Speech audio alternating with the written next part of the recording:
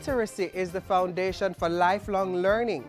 And as we observe International Literacy Day, we encourage you to play your part in developing our nation by promoting reading and critical thinking in your homes, schools, and communities.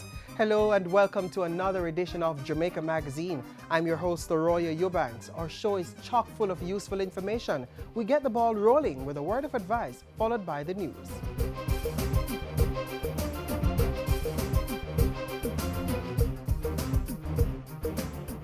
No, son. A verb is an action word. Parents need to become more involved in their children's education. Parents are the first and in many cases the most important teachers. Read with your children. Review their schoolwork. Visit their school. Tapping and rapping and slapping, I said. Nice! High five! Woo! A good education will never decay.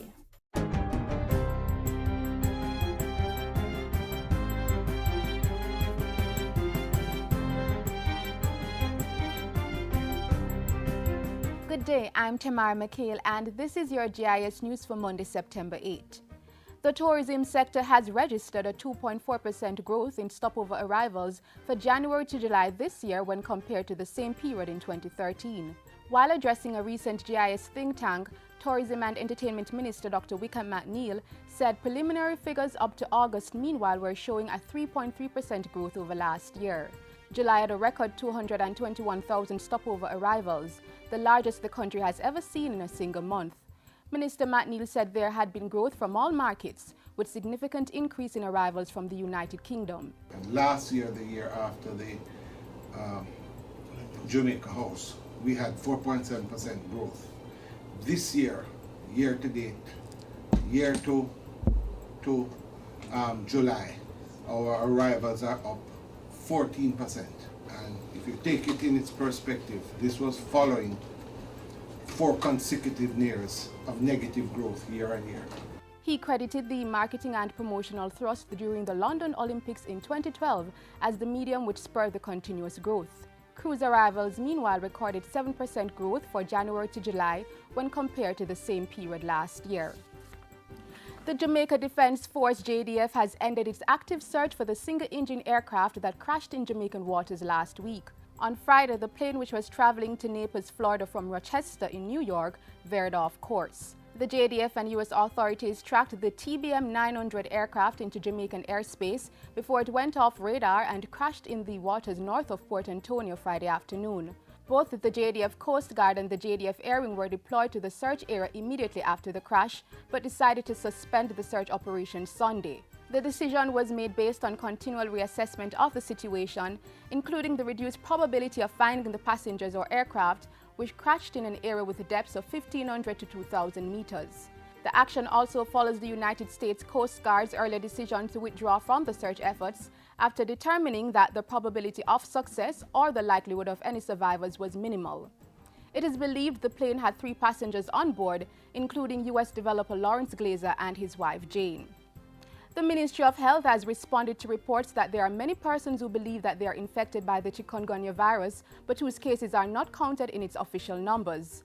Director of Emergency Disaster Management and Special Services Dr. Marion Bullock DeCass points out that there are diseases with symptoms similar to chikungunya, including influenza and dengue, that continue to circulate on the island. She says dengue, for example, is similarly characterized by headache, fever, joint and muscle pains.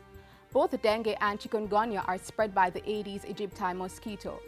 Dr. DeCass says close to 200 samples have been received for testing for chikungunya, but not all were determined to be suspected cases. She says that of the 85 suspected cases, the ministry has so far got 24 confirmations for chikungunya from the Caribbean Public Health Agency, while 15 samples are awaiting testing and the other cases are under investigation.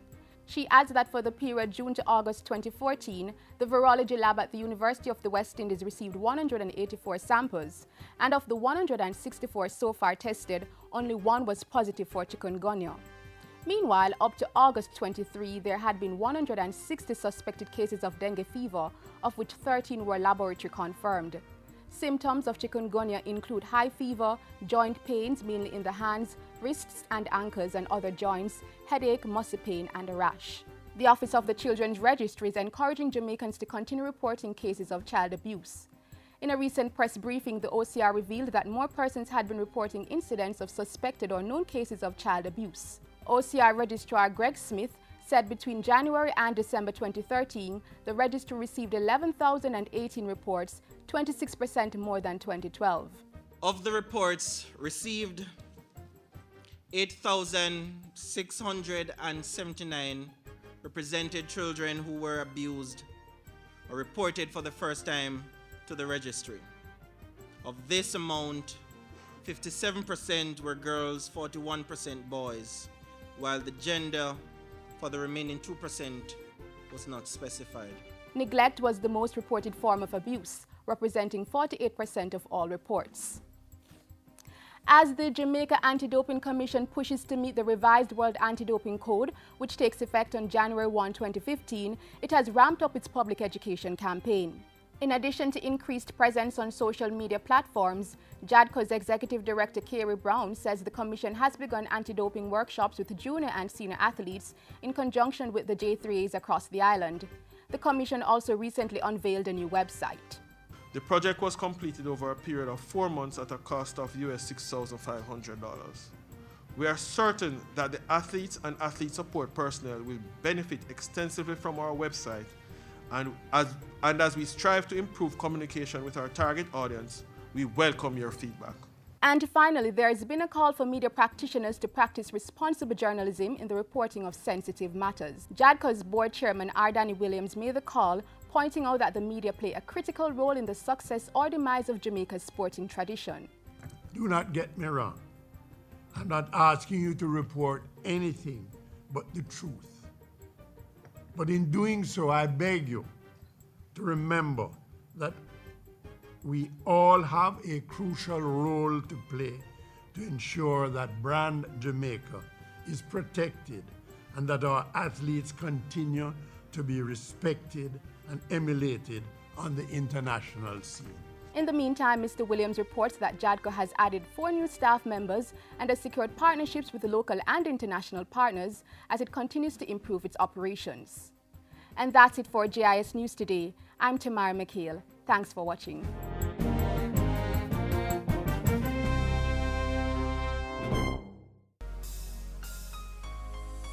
How well do you know your child? What he or she likes or dislikes? Favorite food or color? How about who their friends are?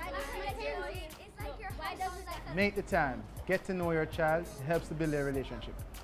Makes it easy to keep them safe, and it helps their development process.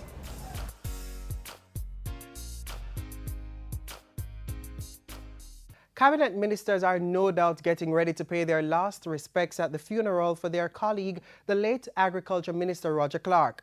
Word came from the office of the Prime Minister last week that he would be accorded an official funeral. More now on other developments from the OPM in the past week.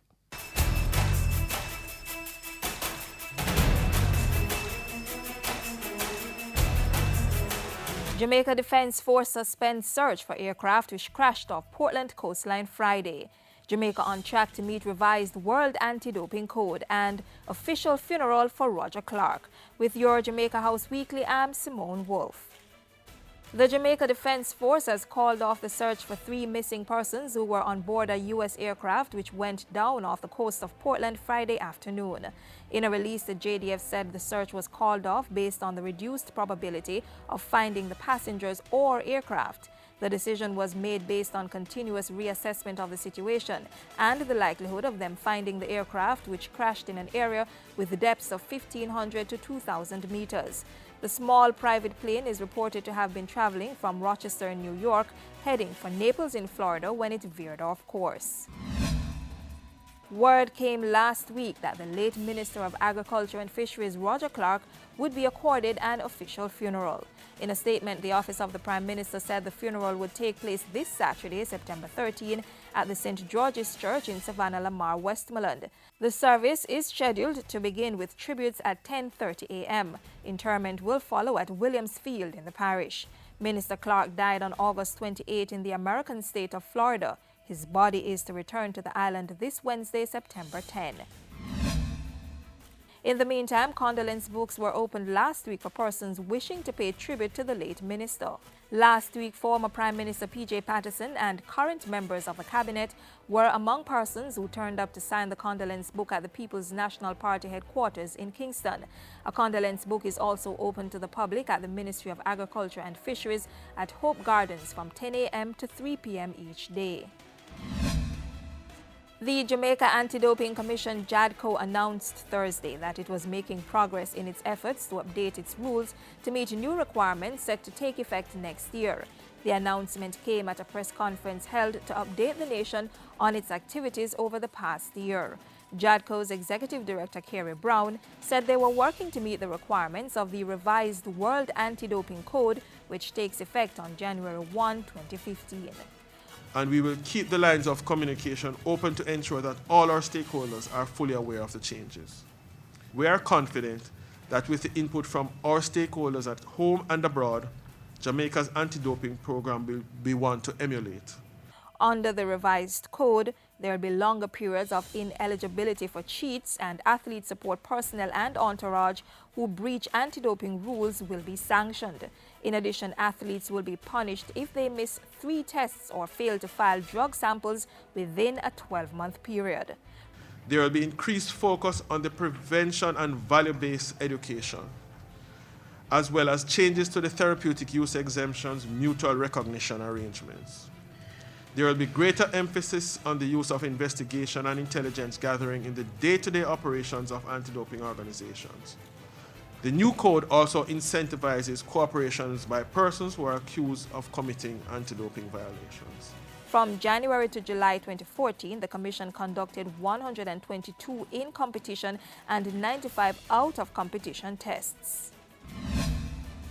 Minister with responsibility for sport, Natalie Nita Headley, has lauded the 10th annual Courtney Walsh Award for Excellence as a motivator for athletes to maintain a high level of discipline, humility, and integrity in sport.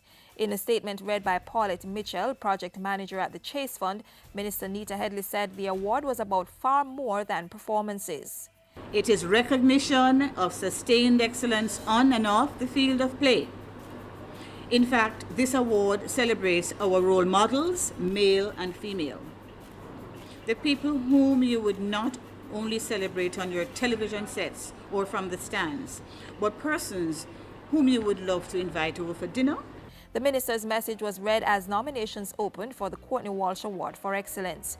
This year's winner will walk away with $500,000 and the coveted Courtney Walsh Trophy. The award ceremony will see a high school male and female student receiving a plaque, $250,000, and a tablet with a year's internet service.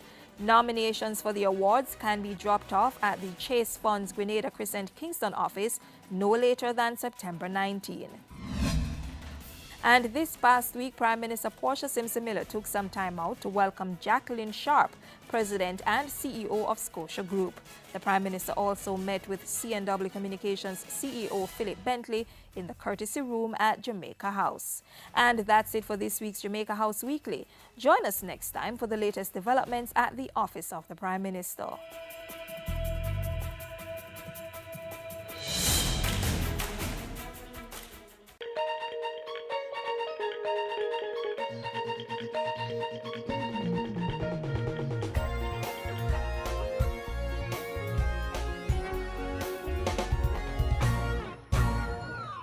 Welcome to the FSC Minute. I am Nadine Newsome. Today, we continue to explore microinsurance, and my guest is Rosemary Henry, Senior Director of Insurance with the FSC.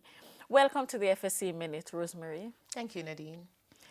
Ms. Henry, what makes microinsurance different from other insurance services? Microinsurance and the traditional insurance covers basically the same risks. What will make them different is the target market as well as the distribution channels and also the premium costs of the insurance.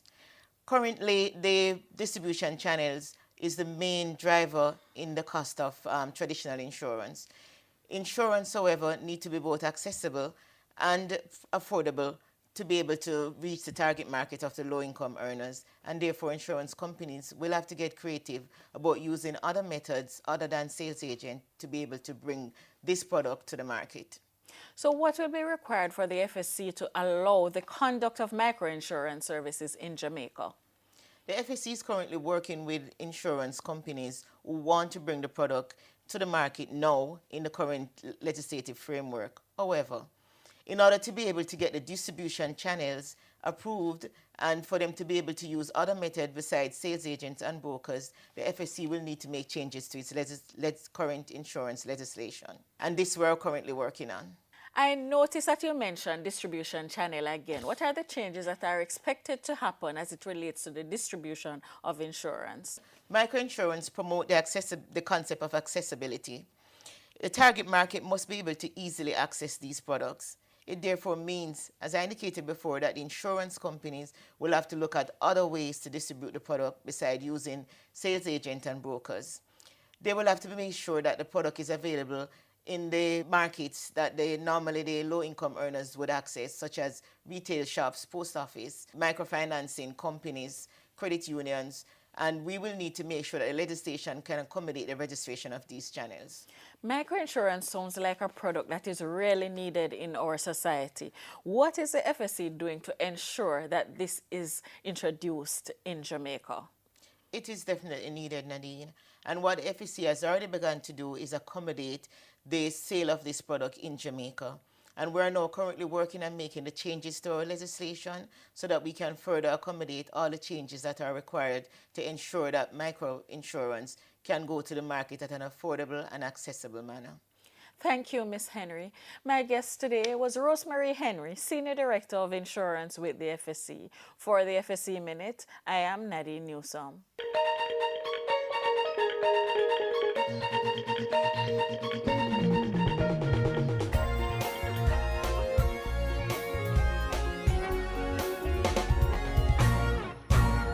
Jamaica's literacy level currently stands at 76.4%, and according to the Ministry of Education, we are on track to achieve the targeted 85% literacy rate set for 2015. As we observe International Literacy Day, we hear from Dr. Andre Hill, the ministry's literacy coordinator, on the plans being implemented to achieve this goal. Butterfly in the sky, I can go twice as high. International Literacy Day was introduced by UNESCO on November 17, 1965. And this was out of an effort to emphasize the value of literacy for individuals, for developing nations, as well as advanced nations across the world.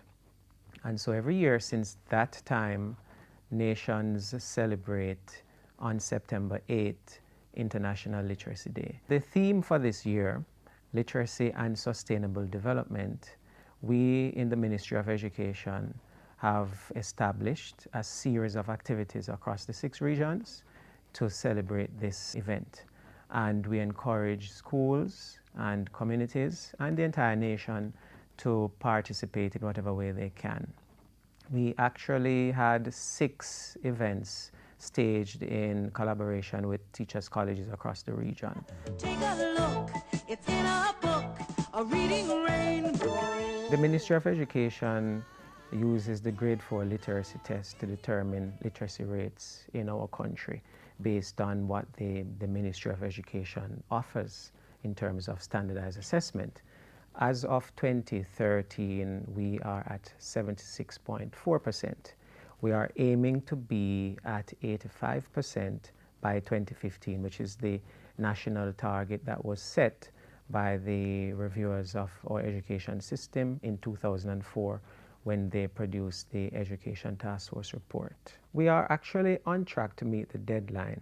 When we look at the cohort leaving grade 6 every year at the primary level, we say this percentage is literate based on the grade 4 literacy test.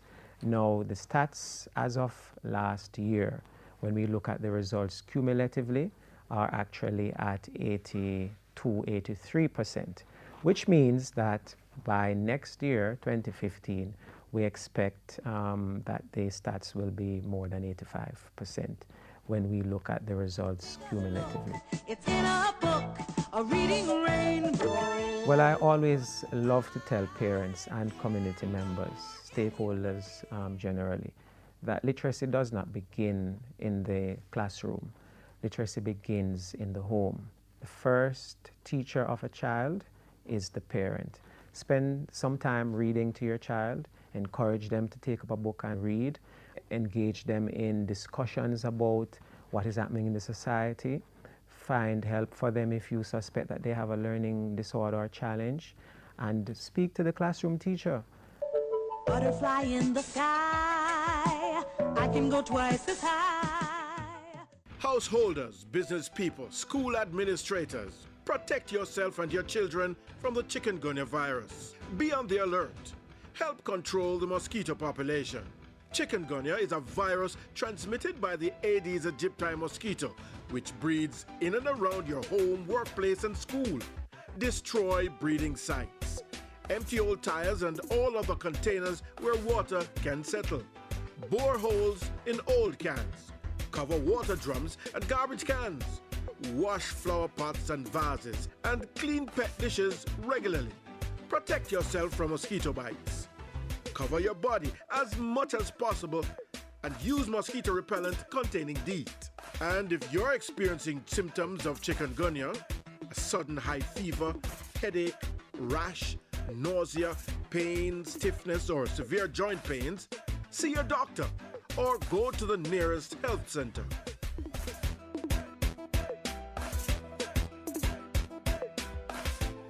Did you know that literacy specialists are in high demand and that they command high salaries? Yes, they do. Here's some more information on this exciting career.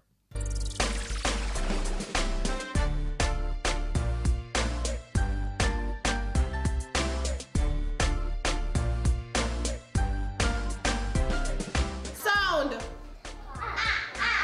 Sound! Sound! Let's try to put those together. Again. What's that word? Pops.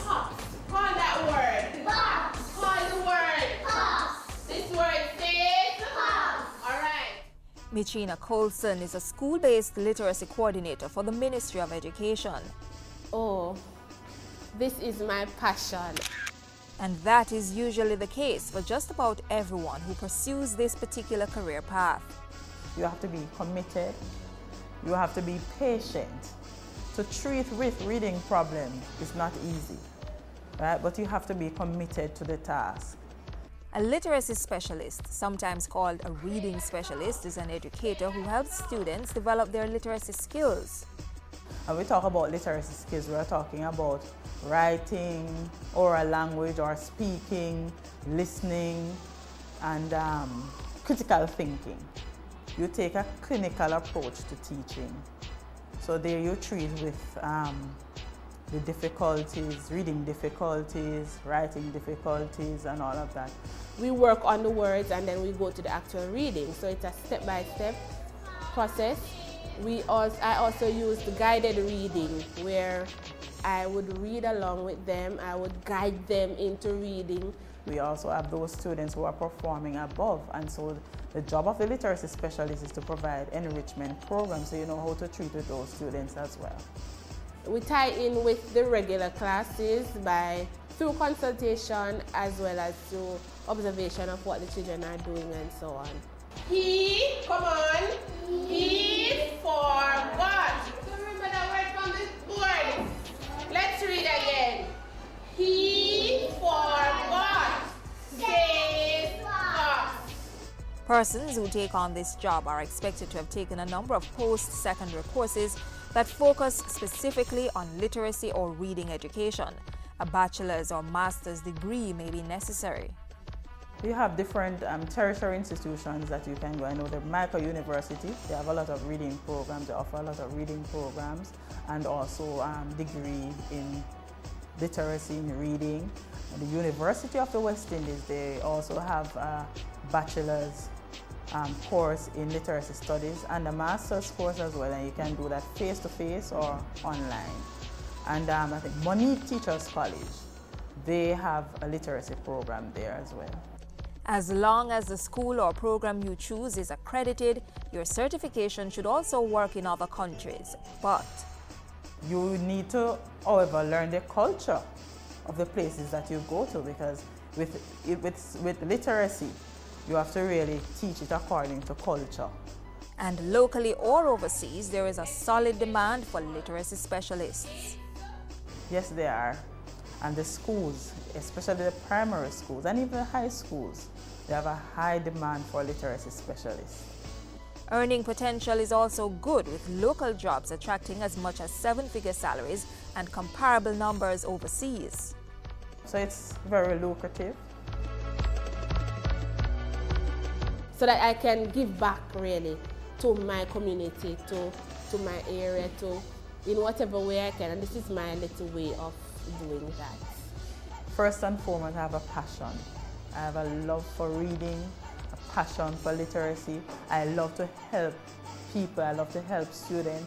And one of my major success is getting a child who don't even know letter sounds.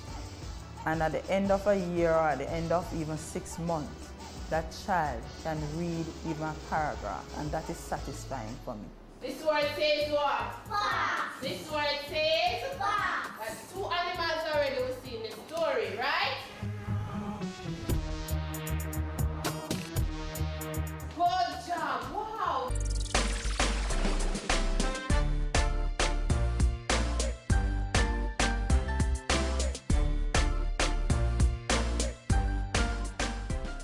Join us on Monday, September 29, when we'll bring you a brand new career talk.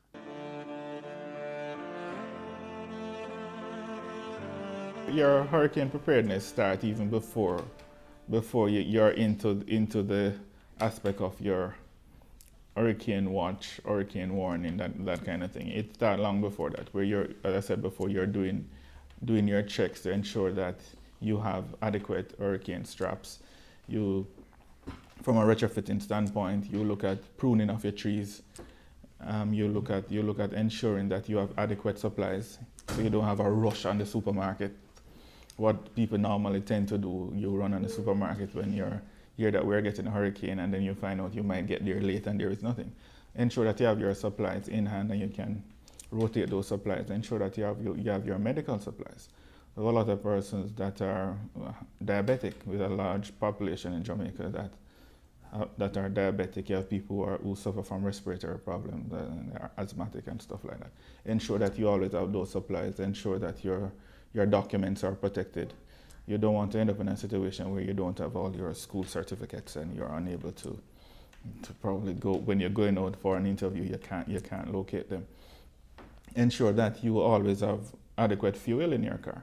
I know fuel is expensive, but ensure that you do have that, because you might have to do some kind of emergency movement after the system.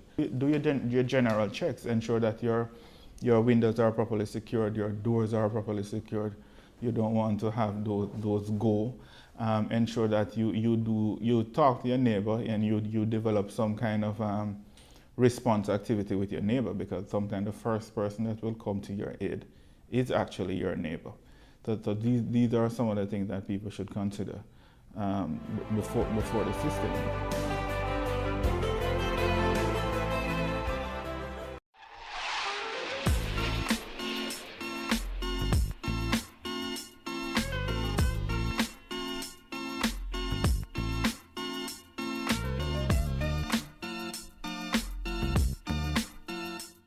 And that's our show. Have comments, queries? Email us, jamaicamagazine@jis.gov.jm. You may also view this and other episodes of Jamaica Magazine in full on our website, jis.gov.jm. If you prefer to get your information on social media, try Twitter @JIS News or Facebook. On behalf of the entire team here at the JIS, I'm Arroyo Eubanks. Thank you for watching. This has been a production of the Jamaica Information Service, the voice of Jamaica.